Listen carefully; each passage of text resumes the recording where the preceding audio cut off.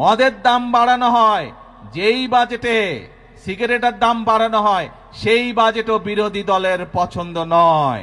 তাহলে এবার বিরোধী দলের উদ্দেশ্য বুঝতে পেরেছেন, লক্ষ্য বুঝতে পেরেছেন।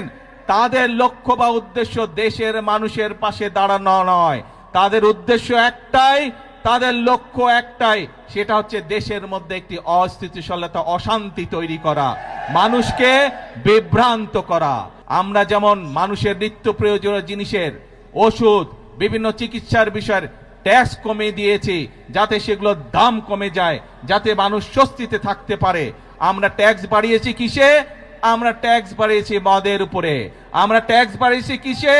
আমরা ট্যাক্স বাড়িয়েছি সিগারেটের উপরে, যা মানুষের জন্য ক্ষতিকারক। কিন্তু আমরা সামাজিক মাধ্যম সহ বিভিন্ন নিউজের মধ্যে দেখলাম একটি খবর। সেই খবর?